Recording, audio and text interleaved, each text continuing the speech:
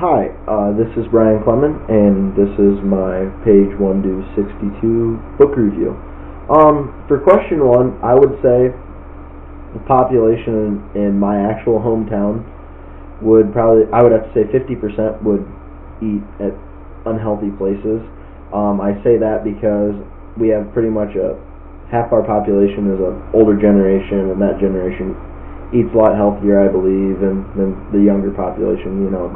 Go out all the time, eat fast food at restaurants, stuff that's just not good for them. Are there healthy places available? Yes. I mean, there's plenty of grocery stores in our area, just within blocks in most places. We have farmers markets, many farmers markets during growing season and stuff like that. When it comes to based on affordability, I would say, even coming from my standpoint, that everybody knows fruits and vegetables aren't cheap. They're just really, really expensive, especially during, I would say, the late seasons, winter seasons, when they're not growing them. More stuff's imported, that raised costs up.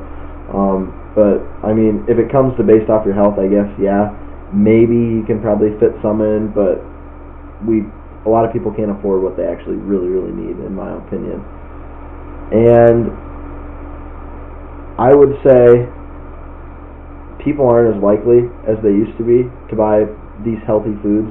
I mean, there's a lot of cheaper options that aren't healthy, and it's all about money, in my opinion, and it's just not very good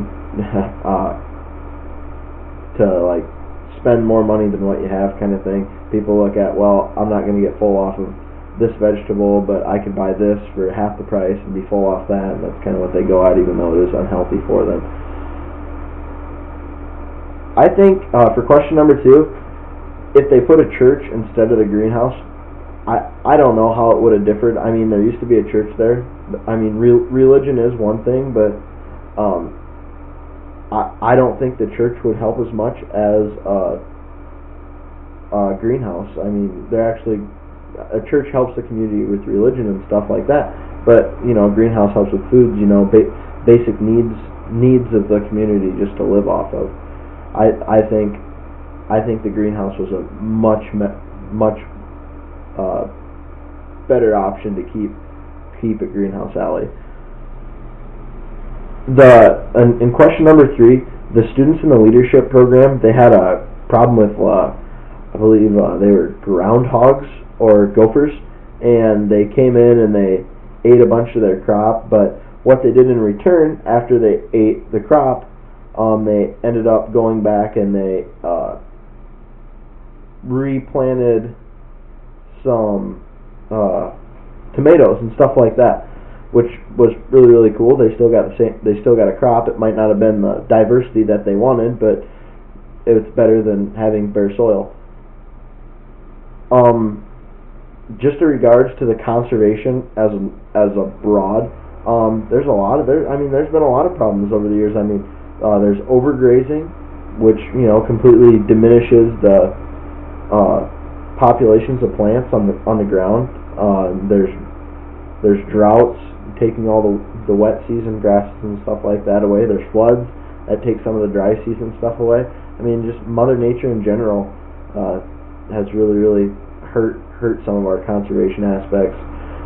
Even people, just maybe even putting up a building site in a certain area, that could mess up a conservation resource.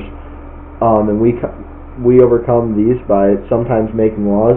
I mean, it's hard to overcome what Mother Nature does and stuff, but I mean, I would say the biggest way we overcome our setbacks for our natural conservation would be just putting laws in place so certain things can't happen. For question number 4, when it talks about how fresh foods were in less demand in the 40s and 50s,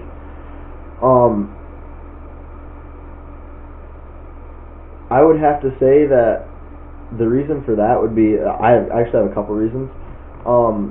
That's refrigeration, and freezers were coming out then, and so things could be frozen and stuff like that, and that could maybe lead to a less fresh food demand. Stuff can be saved.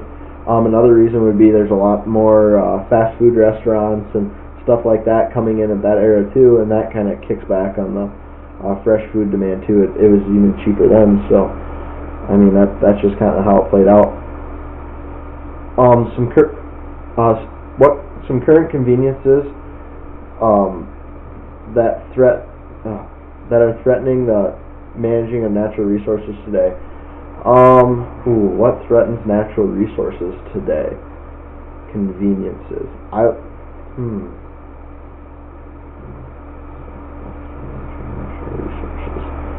I would have to say some of the current conveniences could be simple as like some agricultural, I guess, when I think about it.